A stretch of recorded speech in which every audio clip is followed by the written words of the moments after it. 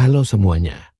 Kali ini kita akan membahas tentang investasi syariah, khususnya membandingkan ETF syariah Amerika dengan reksadana saham syariah Indonesia. Apa sih yang membuat ETF syariah Amerika lebih menarik? Yuk, kita bahas.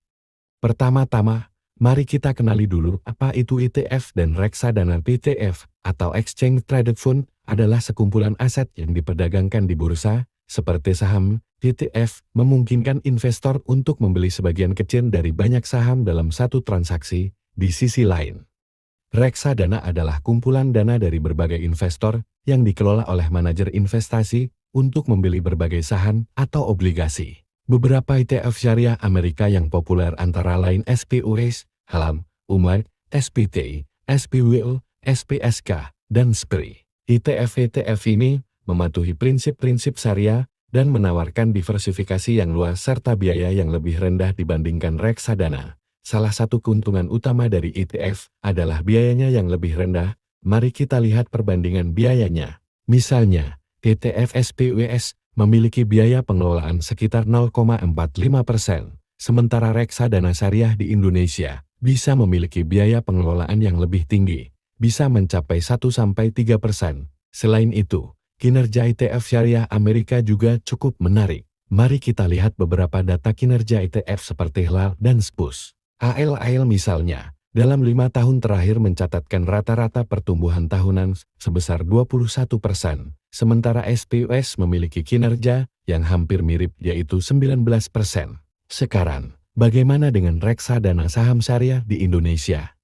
Kinerjanya memang bervariasi, tapi rata-rata pertumbuhannya cenderung lebih rendah dibandingkan ETF syariah Amerika. Beberapa reksadana saham syariah Indonesia mungkin hanya mencatatkan pertumbuhan tahunan rata-rata sekitar 8-10%, bahkan malah minus. Sekarang, mari kita lihat lebih dalam ke dalam isu atau holding dari beberapa ETF syariah Amerika ini.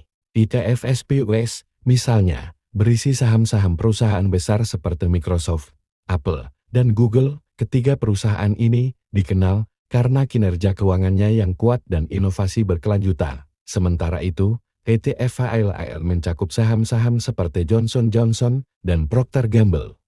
Perusahaan-perusahaan ini tidak hanya stabil, tetapi juga menunjukkan kepatuhan pada prinsip-prinsip syariah. Kemudian ada juga ETF SPWL memberikan eksposur pada perusahaan di luar Amerika Serikat, sehingga cocok untuk diversifikasi portofolio investasi Anda dengan diversifikasi ke berbagai sektor dan perusahaan besar di seluruh dunia kecuali Amerika Serikat.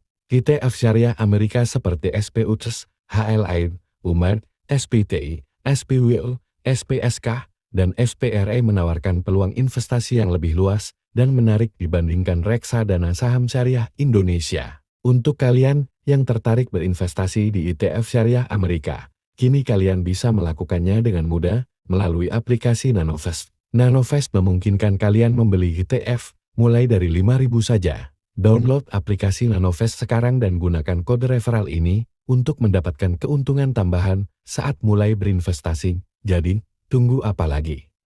Yuk, mulai investasi syariah kalian sekarang juga dengan aplikasi Nanovest dan jangan lupa gunakan kode referral ini. Sekian pembahasan kita kali ini. Sampai jumpa di video berikutnya.